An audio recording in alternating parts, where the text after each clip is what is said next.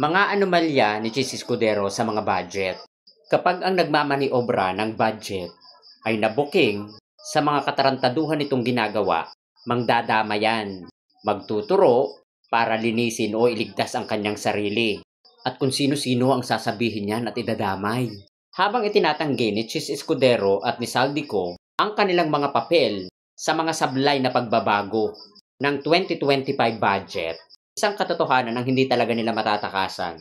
Sila ang may hawak at may kontrol ng BICAM Budget 2025. Sila ang nagmaniobra. Sila ang nagbago. May mga dagdag, may mga bawas. Hindi ko lang alam kung ano yung binawasan, pero hindi rin natin alam kung saan dinagdag. Baka idinagdag sa kanilang mga kabuhayan. Yun ang lumalabas sa investigasyon. May mga dokumento, may mga ebidensya. Kaya masasabi nating, ninakaw yan. Sila ang nagpatakbo, sila ang nagmaniobra, sila ang nakinabang. Iisang direksyon ang kanilang tinatakasan. Yung kanilang pananagutan.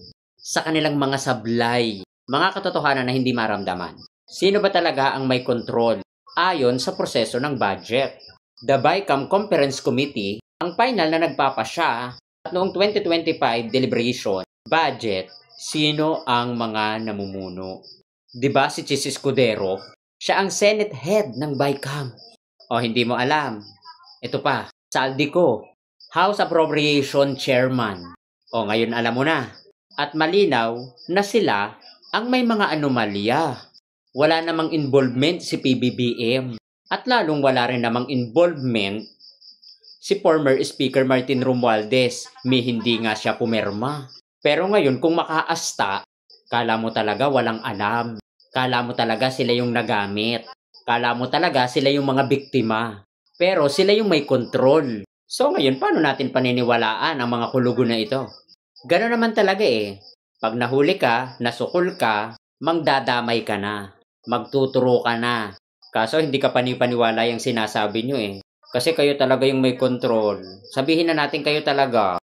Yes, kayo. Saldico and Chis Escudero na gumagawa ng kung ano-anong issue para umiwas sa kanilang pananagutan sa mga anomalya sa BICAM Budget 2025. Doon lang tayo sa totoo.